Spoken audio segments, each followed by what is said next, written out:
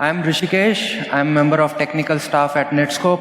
I'm cloud security enthusiast and identifying the malwares and phishing services is my hobby. And over to you, Ashwin. Please give the context of our talk. Yeah, thank you.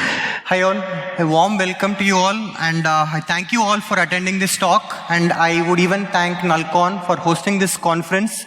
Nalcon is one of the most biggest podium of security conferences in India and even in the Asia, and it is one of the biggest security conferences that is noted in the world. And on the same lines, I even would like to thank you all for making this conference a huge success, and in spite of all the health parameters of news that is happening, you guys have made it to Nalcon and made it a good success. For that, I would like to thank you all. So, without taking much time, a brief introduction about me. My name is Ashwin. I have an innate interest in malwares using cloud, and wherein cloud is used as a threat actor. And I have spoken in conferences like RSA, DEF CON, BSides. And for more details, you can actually look into my blog and, of course, my LinkedIn profile. Now, before getting into the literal context of what we are trying to talk, I would like to give you an essence of why we are talking it, because that is very, very important for people to understand that why is this important, or why the hell are these guys actually talking this particular presentation. The biggest aspect of today's generation is cloud. We know that all the transformation is happening towards cloud. In the earlier days, you had pen drives wherein you used to use it, used to copy back data, or you used to have some external drives and used to use it at different places you used to go. But currently, you don't have it because you have cloud. Wherever you go, you can just log into the cloud device and download your file. And to give a simple context, the need for speed actually gives the need for cloud. That is where the cloud has come into picture. Now, we all know that most of the enterprises are also moving towards cloud. We have something like software as a service, infrastructure as a service, platform as a service. And not only that, we have even seen the traditional websites are moving from static websites to cloud. And in this context, there are bigger problems that are happening. One, evaluations. How many here use Gmail? Good. How many use storage Google APIs? Very less. So now, the protection services that are offered in Gmail, is it the same that is given in a service like storage Google APIs? No. That is the biggest problem of evaluations that people have to think about. Because in a shared context of cloud, when it transitions itself from software as a service, platform as a service, and infrastructure as a service, a biggest challenge comes into place that is called shared responsibility model, which says that what I am offering, that means what the vendor offers, and what you have to take in as a responsibility. That actually is the biggest challenge of what we have observed in our research. And the biggest other problem is, do you have enough control? Are you having enough security controls in making sure that all the threats are identified? Are you having enough security controls in understanding from where the file is coming into the enterprise? And the biggest other problem is, what is the security posture? Many people have threat protection in place. I agree to it. But do you have threat protection for all the services for the prescribed cloud vendor? You know that Google is offering a lot of services. We have something called Google Sites. We have something called Google Storage APIs. We have something called Google App Engine. Is the protection there homogeneous across all these services? That is another problem that we are trying to cover. But this is how it traditionally looks. People just take the files, put it into cloud and say, yes, we are ready, and the enterprise has moved towards cloud, or our website has moved towards cloud. And of course, many people ask, are you really sure whether you have the security posture in place? Now, this is one stage of a problem. Let's get into the next stage of the problem. Threat actors. Threat actors also say, I too need cloud, because that's the best way for me to get into an enterprise. Because the biggest point of cloud is trust. If I use the trust, I can break its crust. That's the picture, right? So threat actors have actually used this. They're actually using cloud, and we'll try to actually talk in this particular essence of why threat actors have used into cloud, and we'll be detailing in the 4 most important patterns that we have observed wherein it has used cloud. Now, the shared responsive model that I covered earlier, this is an example of telling, like, whenever you are going to have a pizza, right from an on-prem service, when it transitions itself into cloud, in the various offerings of cloud, how the controls change. So if you look into the right-hand corner, you see here configuration, functions, scaling, runtime, operating system, virtualization, hardware are the important essence for any enterprise. Okay. Now, if you look into something called the on-prem, that means the traditional enterprises wherein you had your own database, you had your own server, you had all the controls within yourself. Everything was something that you manage. But when it moves into cloud, only there are some things that you manage and there are some things that the vendor manages. And that is wherein the gap analysis comes into picture. So as you traditionally see here, the oven and electric gas is something with related to kitchen. Okay. So that was something that you can manage in something like an infrastructure as a service. Sorry.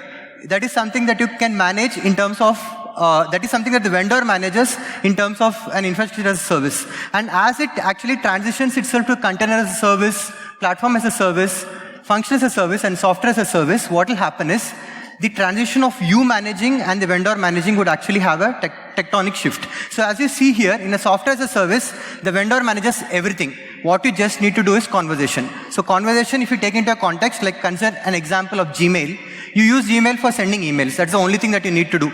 The vendor takes care of everything. He takes care of managing the load, managing the storage, etc., and so on. Of course, for personal Gmail accounts, we know that it is limited to 30 GB, but most of the controls is done by the vendor. It's only you actually initiate a conversation.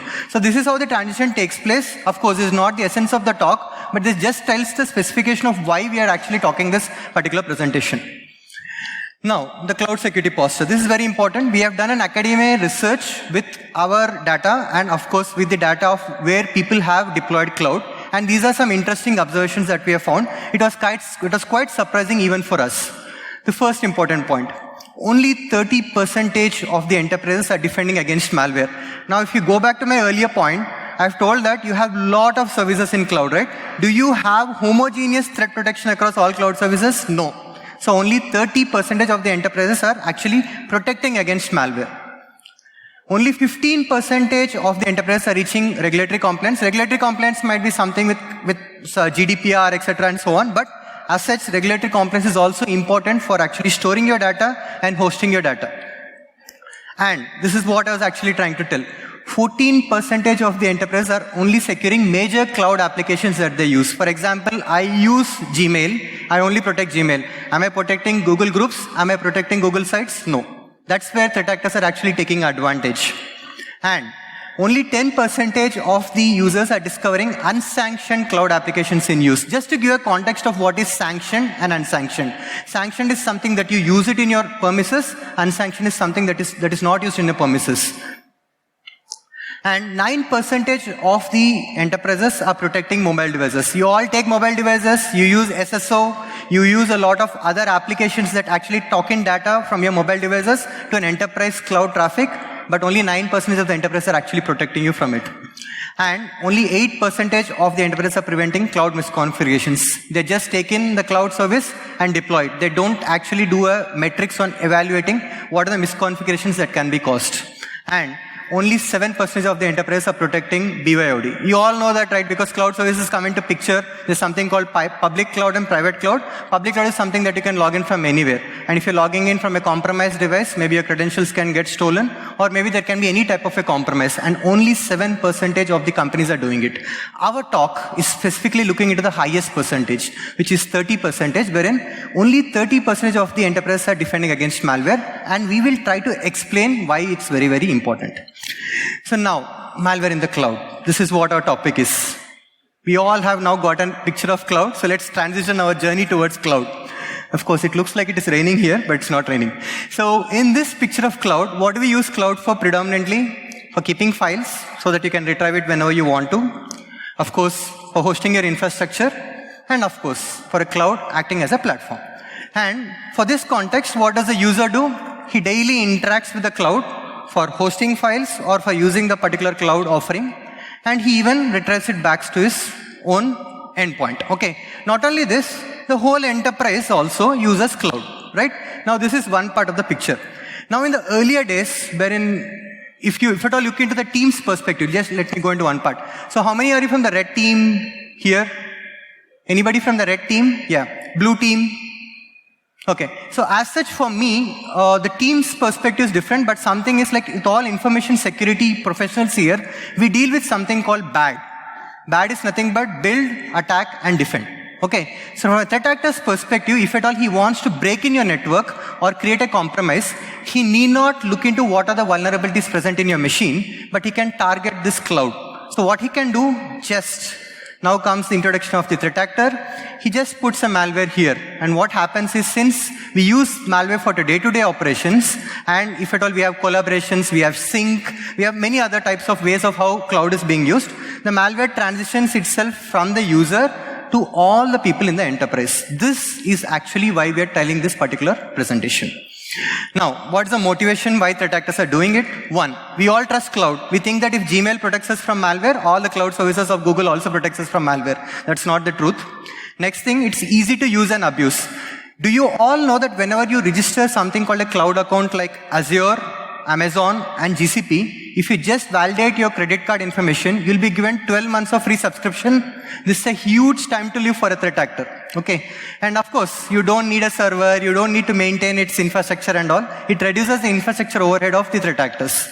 And as such, we all know that it is way more powerful than traditional hosting or computing services. And we have seen many talks related to detecting threat attack patterns. Let's get into the reality. If anything is suspicious in terms of the URL, like domain generation algorithm, or if it is using a bulletproof hosting server, we'll automatically block it. Okay. But if I use a trusted service, can you block it? No. You can't block drive.google.com because you use it for a day-to-day operations. Nor in the same case, you can't block a service of Google and you can disrupt its operations. Like for example, you can't take down Google service. You know that. And the biggest advantage for threat actors is it gives them protection by default, HTTPS, API-driven communication, etc. Now, let's get into the real picture. Lights, action, camera. So here it's cloud. So here, consider that a document is being shared to you. And this document is something which is predominantly needed for your day-to-day operations, and it is shared to you. Or consider one case that you have visited your company, you're a new joinee, and a particular document is there in a Google Drive folder, and you're looking into the document. So when you're looking into the document, what will happen is here, when you opened it, it's nothing malicious here. There's a shrink in and a shrink out because the document is masked in nature. So what do? I click it. So when I click it, what happens? It says that this document is trying to connect to appengine.google.com. First thing, for a tech-savvy user, what will you see? Whether it connects to a HTTPS website? Yes. Whether it's connecting to a legitimate website, which you use in your enterprise. Consider that I'm using Google in my enterprise. Yes. Appengine.google.com is a legitimate domain. So what do I think? Okay, fine. The file that is coming to me is clean. I'm going to execute this file, or I'm going to look into it. What happens in the background is, this actually abuses something called Google Open Redirection. Currently, a disclaimer is fixed by Google. So whenever, earlier times, whenever a particular file got connected to appengine.google.com and it got redirected, there was no warning attempt to a user. Currently, there's a warning displayed from Google telling, like, if you want to really go to that third-party website. Maybe here, Google has its protection policies in place. But if you see here, there is a string called continue, which says that it connects to a different website called transf.biz, which downloads the real malware in place. Do you have protection for it? Nobody knows. What does the user think? That it connects to google.com. That's where their biggest compromise can happen. Okay. So traditionally how this malware does is, it actually logs out from Google, and Google has something called redirectors. So it will redirect you to the company's website, or it will redirect you to a search engine optimization, or to something with related to ad analytics. So for that, Google gave a privilege to use something called continue. And what do the threat actors do? They actually abuse this particular technique. This is one. Let's look into another interesting aspect. Consider that I use Office 365 for my day-to-day operations in an enterprise. How important it is. One, when I get a website, what do I see? Whether it is connecting to a legitimate domain, whether its HTTPS certificate is valid, and whether it's related to my day-to-day operations, because it is something with related to the day-to-day operations. So now, when this particular website has come into picture, what do I first look? Whether it's connecting to a legitimate domain. HTTPS, okay, fine, it's good. Windows.net is a legitimate domain again. And what do I do next? I might think, oh, this again looks suspicious to me. Let me do this. Let me look into the certificate. If I look into the certificate of it, what does it say? It is signed by Microsoft, because it is an Azure service. blob.co.windows.net is an Azure service. You can even host websites in it. And here, when it is there, what do I do now? I think that it is good because I use it in my day-to-day operations, and it is something with related to my enterprise. And boom, I enter my credentials, and it has gone to the threat actor. This is why this particular presentation is in place. So now over to Rishikesh in telling the agenda of the important attack patterns that we will be trying to cover in this presentation. Thanks, Ashwin. So in line with the malware in the cloud and the motivation of the threat actors, we are going to cover specific attack pattern with the theme malware in the cloud. And the themes are cloud as a malware hosting platform, cloud as a command and control channel, cloud as a platform to spread malware, and cloud as a platform to host crimeware as a service. While covering these themes, we are going to tell you how to protect against these cloud threats. So we are going to cover first attack pattern, which is cloud as a malware hosting platform. In this, we are going to cover first malware, which is Cloud Squirrel. It is basically InfoStealer malware campaign, which is written in a Java, and seeing its file details, payload, and its parameter, we found out it is targeting the Brazilian users. So infection vector comes as a phishing mail, which has an attachment, and in that attachment it contains an embedded link, and normally this embedded link redirects to the cloud services, and which downloads to the first stage payload. So what Cloud Squirrel does? Actually, Cloud Squirrel it abuses multiple cloud platforms like JElastic platform as a service, Cloud App software as a service, Amazon AWS, and Dropbox. After abusing all these cloud services, it downloads the second stage payload, which is DES encrypted. While doing analysis, we found out it is the key for DES encrypted file is Squirrel. So that's why we named this malware as a Cloud Squirrel. So we are going to see the complete malware attack kill chain, how it is being executed on the system. So as I told you, infection vector comes as a phishing mail, and which contains an embedded link. So embedded link normally belongs to the Serverless JElastic platform, which acts as a redirector and redirects to the Cloud App. And Cloud App in turn uses the AWS for its backend services, which downloads the first stage payload, which is jar file. So jar file contains multiple class file. One of the class file contains hard-coded embedded links for the next stage payload, which belongs to normally the Dropbox and one IP is there. So these Dropbox links normally connects to the one more link, and it will downloads the next stage payload, which is a DES encrypted payload files. So as I told you in last slide that key for DES encrypted payload is Squirrel.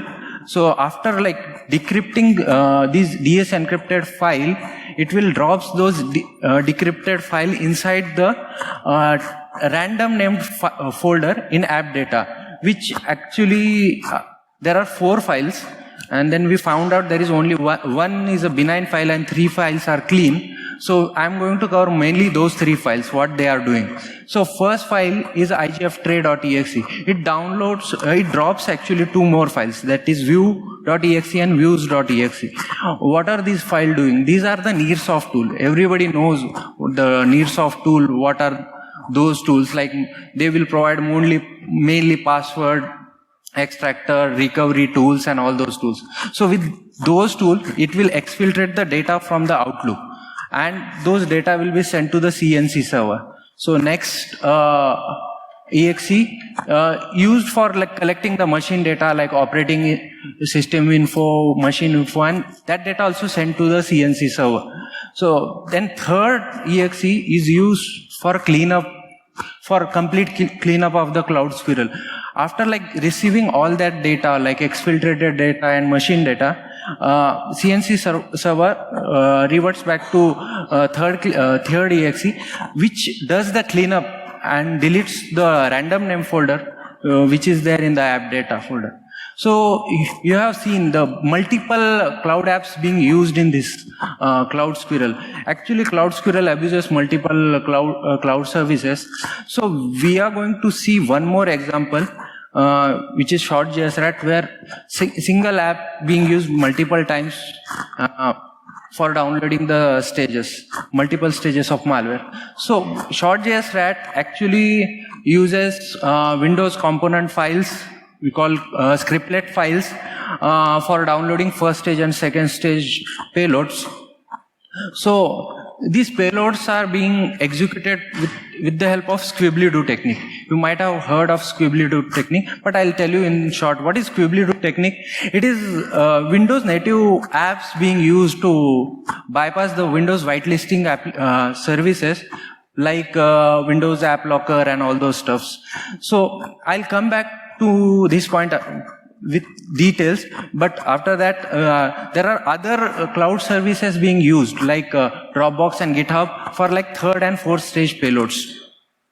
So you can see in this image how Squibbly-Do technique being used to download the next stage payload, mshta.exe being used to download the second stage payload. So yeah, I'll explain you in next depiction as well. You'll get a clear idea how it is being used. Squibbly-Do technique is being used. So when user gets a Google shortened link, when he clicks, it will download the first stage payload, which is 1.SCT. So 1.SCT file is like registered and executed with the help of regsvr32. So once that file executed, in turns it uses mshta.exe to download the second stage payload from same cloud app services, and it will download the second stage payload. So seconds after downloading second stage payload, it is the main malicious payload which contains the next stage information of downloading what malware is being downloaded. So this is the standard syntax or pattern used by Short.js Rat to download different kind of malware. Like it is being it is normally downloading some banking Trojan, coin miner.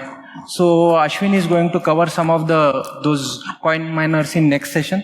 Over to you, Ashwin. Thank you, Rishikesh. So you might have seen some examples that we have stated wherein it has used multiple cloud apps. If you go back to the earlier example of what we have stated, we have already told that only 14% of the enterprise are protecting major cloud applications that you use. For example, you have protected Dropbox, but if you have not protected the other applications through which it has transitioned itself into Dropbox, there won't be any protection in place. And the same lines, if you look into this particular example, when 1.SCT was downloaded, it was benign in nature. It just had a component to download 2.SCT, which is not malicious as such.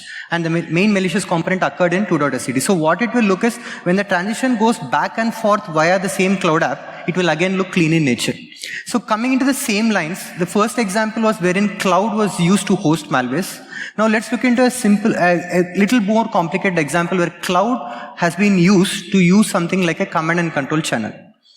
So for this, we are giving an example of a malware that we discovered by name XBooster. It's a parasitic Monero mining campaign. We all know that crypto miners had a very big fame for the past few years. Of course, currently it has gone down, but when we know once the nonce actually comes into picture, and once 4 years also come into the timeline, again the cryptocurrency values will increase.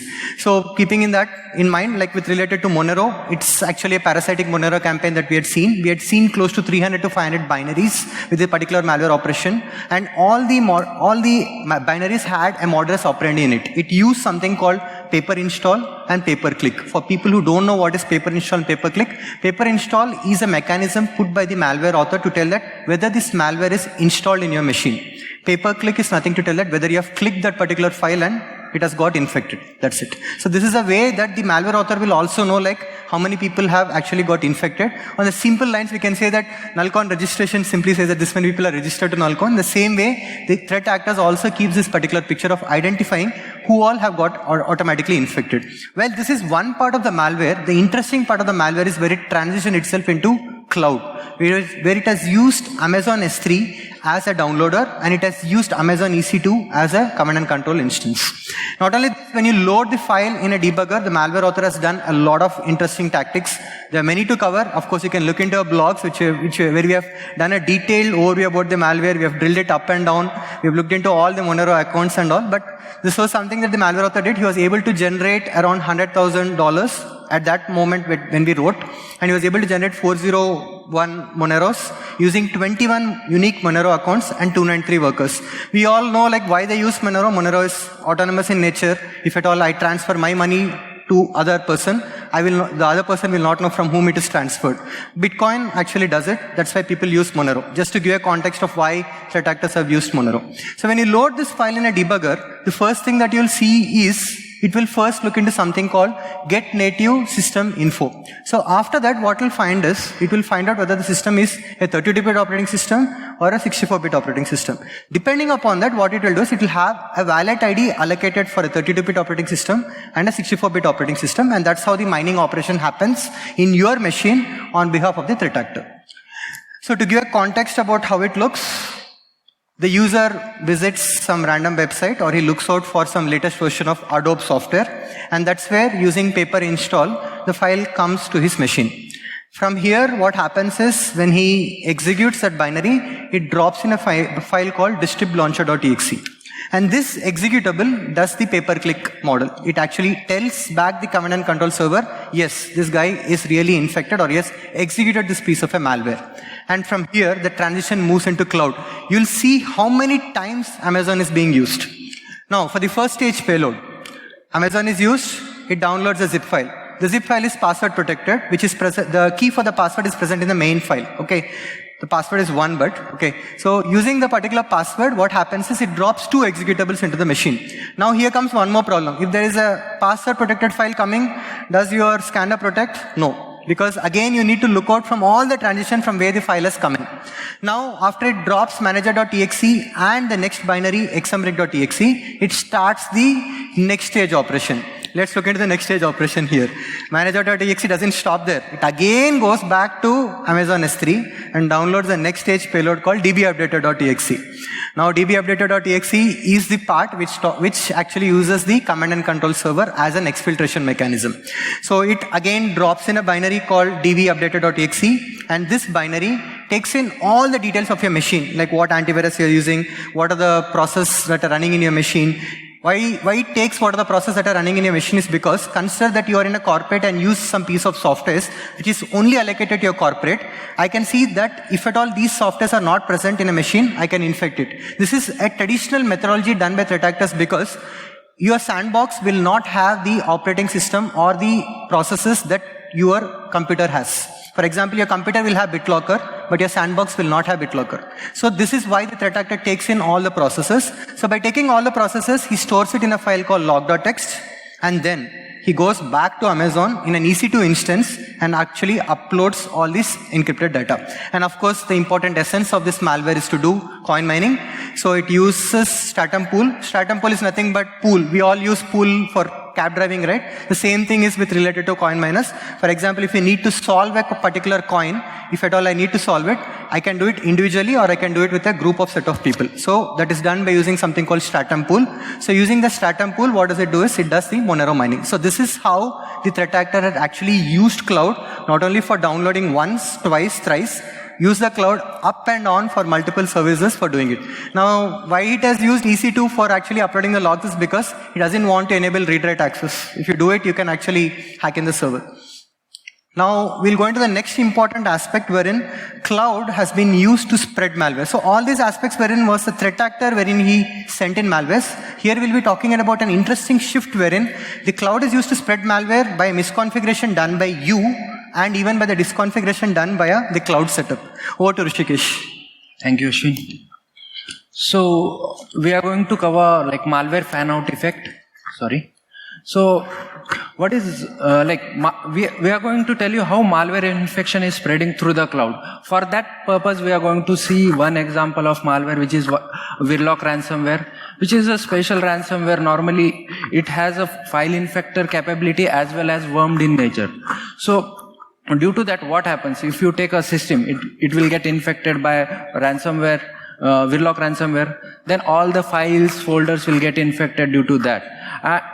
But due to worm and file infector in nature, if there is any shared folder is there, what will happen? All the files which are encrypted will got shared to the other shared folders. So what will happen? The infection will start spreading through the peer networks very rapidly. So if you see, this is a typical graph of a particular organization which contains like black dot indicates users and blue dot indicates the standard shared files. So if particular user got infected with a Virlock ransomware, then all the infection starts spreading through the complete organization, and the complete organization got infected with a Virlock ransomware, and complete fan out effect of the malware can be seen. Here we have seen how like ransomware is being used by like with the help of malware. We have seen how fan out effect seen on the cloud infrastructure.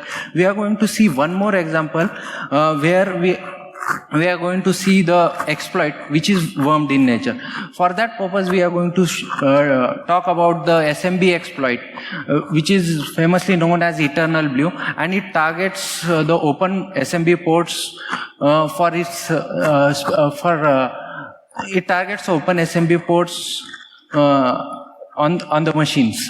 So what will happen when particular user gets a mail with an attachment, and we have seen this case like user gets an embedded link inside that mail. After clicking that embedded link file, it will executes and drops the Eternal Blue exploit.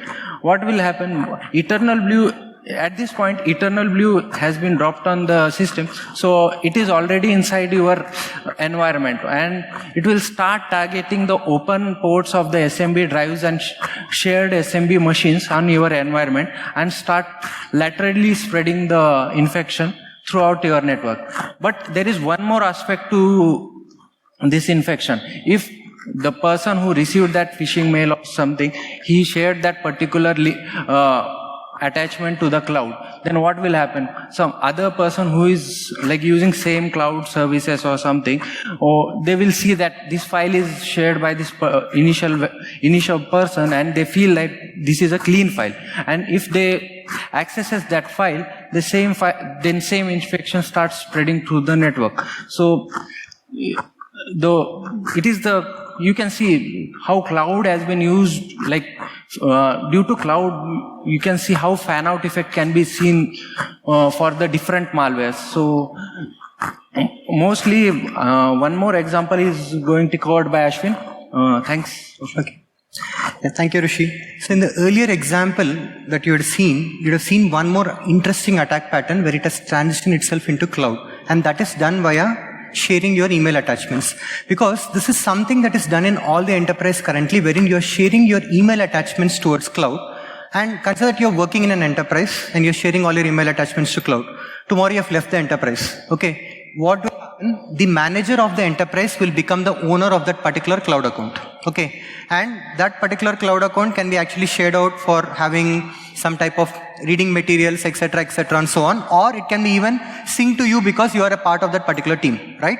So this is actually when it transitions into a next part of a problem that is nothing but cloud phishing fan out effect. So we'll give a context of why it is important, and based on our study, we have seen 90% of enterprises falling victim to this attack in two ways, which we'll again tell, and you can also actually audit that and actually have a look.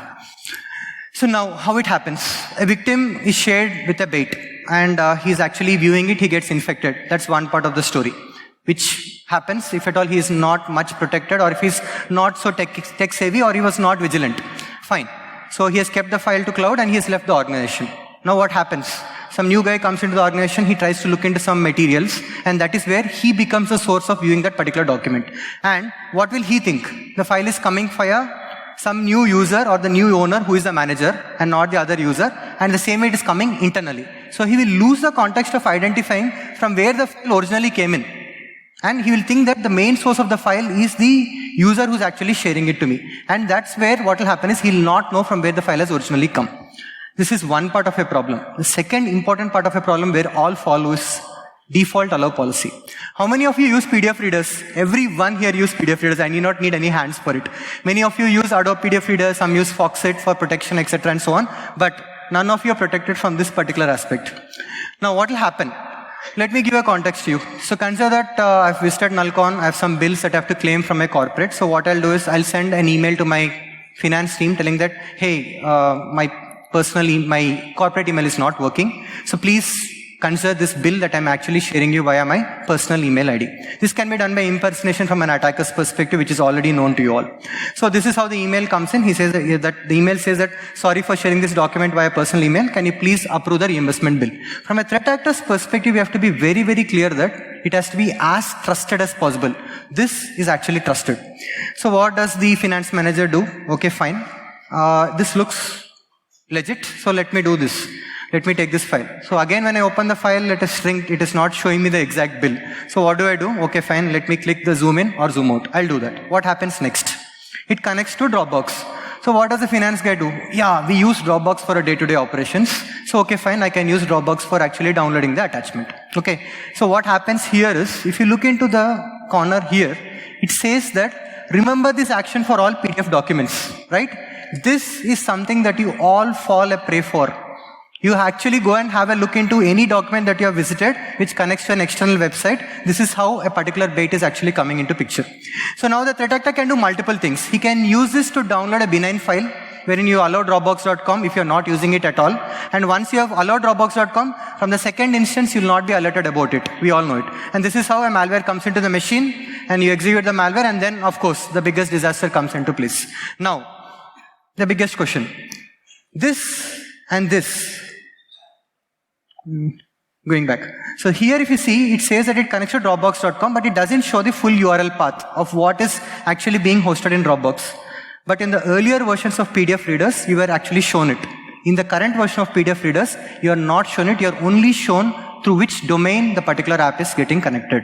And if you're trusting the domain, you're trusting any file that the file is getting downloaded from it. And if you trust a URL shortener, that's it. You're putting your system to a bigger compromise. So this is an example of telling, like with a URL shortener, like tinyURL, how the file actually transitions in terms of connecting to an external link in an older version of Adobe Reader and a newer version of Adobe Reader. We all use the latest updates because we want to stay protected, but this is a gap.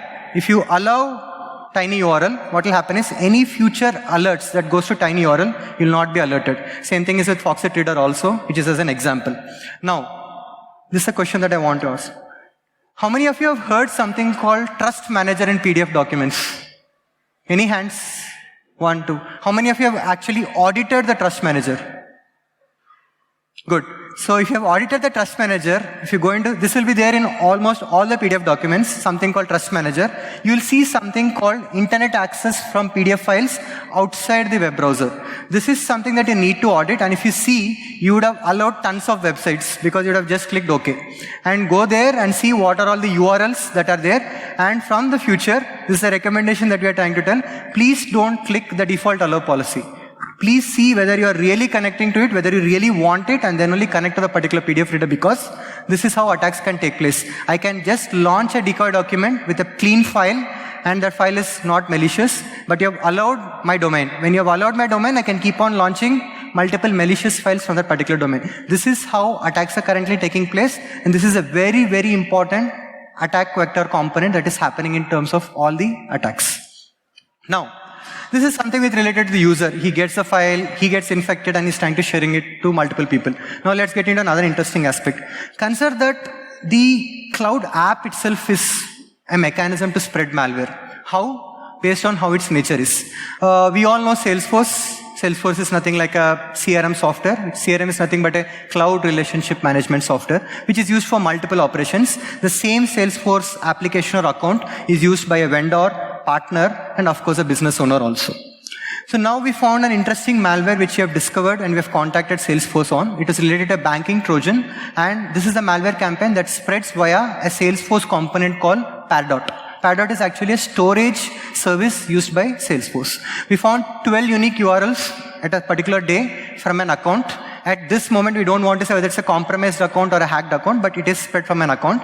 And all these files were spreading something like an infected zip files.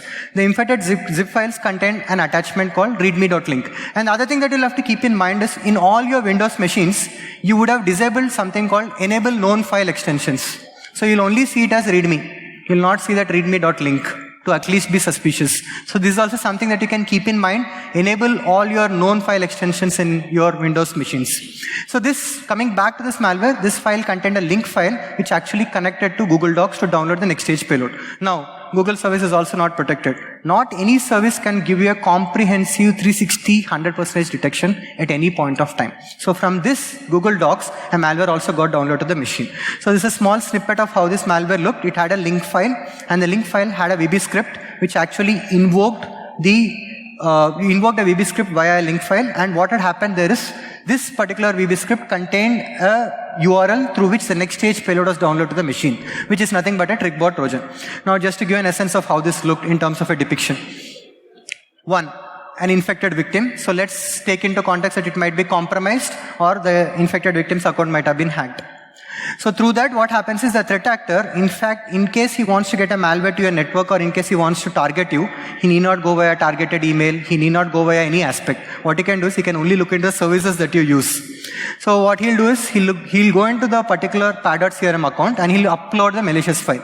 So now the malicious file has transitioned itself from pad.crm to all the users using pad.crm in that network, who are the partners, users, and the vendors. And here, as I already told, if you have disabled the known file extensions, you'll only see it as readme print doc. So consider I've executed it. Now what happens here? Once I've executed, it connects to Google Docs. Google Docs is something that was used by the users of those enterprise for their day-to-day operations. And via Google Docs, TrickBot Trojan has come into the machine, and at that moment when we are analyzing, the malware had no detection in across VirusTotal, which had multiple antivirus engines, and it was termed to be clean also. And just to state this example,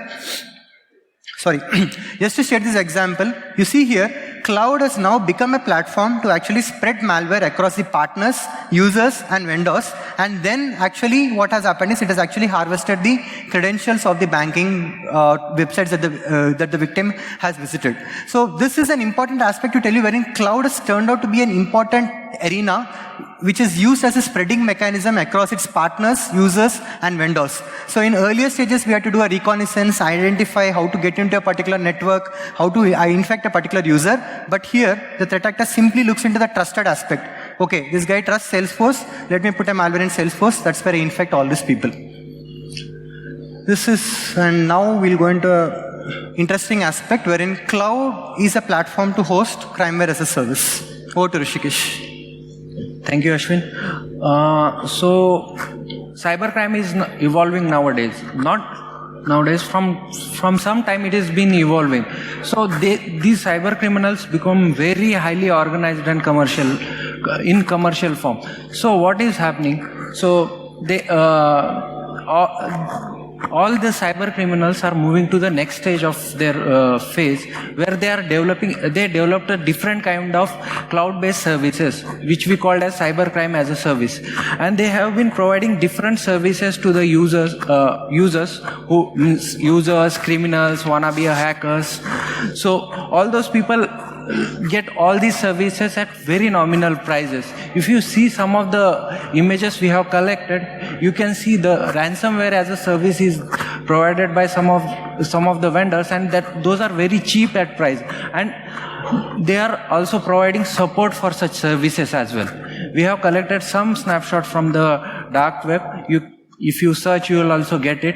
So we are going to cover one service, which is phishing as a service. We have been observing that service from last 2 to 3 years, and the services keep on evolving. So this service has been hosted on multiple cloud services like Amazon, Evernote, and now. So I'll come back to this point, why it has been hosted on multiple cloud services.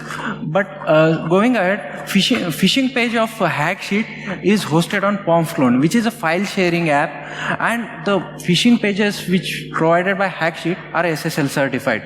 So these phishing pages are designed to mimic the popular login pages of the service providers like Microsoft OneDrive, Google Docs, Dropbox, and DocuSigns.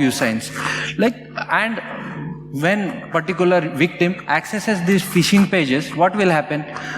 They will try to access the page, and after accessing the page, they feel like, as Ashwin told initially, it looks like clean due to SSL certificate and all those stuff. They will put the credentials. After putting the credential, those credential is recorded via WebSockets, and those so if you go to the more details, we try to access some of his, try to register and went to his pages, and we saw multiple services are provided by these ransomware or any phishing services. So Hacksheet will provide the standard templates for every phishing pages. You can go and just click generate the page, and they will generate the phishing page for particular site, and you can just user can download those services or templates and send it to the victim, and those people can easily fooled, and they can just they can just write their credential to that pages. And there is one more point: these sites and these services are quite you can say it's very very tight and very properly designed. You can log into their page, you can see how many pages has accessed that phishing page, how many people has entered the credential. So all services are very standardized pattern they have collected, and all these services are very cheap at price. So over to Ashwin to cover more context. Okay. So if you see here, there's one more interesting aspect that Rishikesh told. So what happened earlier was it was hosted in multiple platforms and services like Amazon, EvenNow, and Node.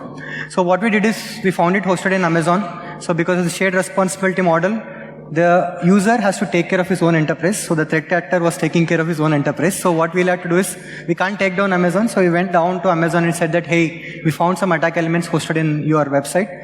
Or your infrastructure, please take it down. So after a week's period of time, Amazon took it down.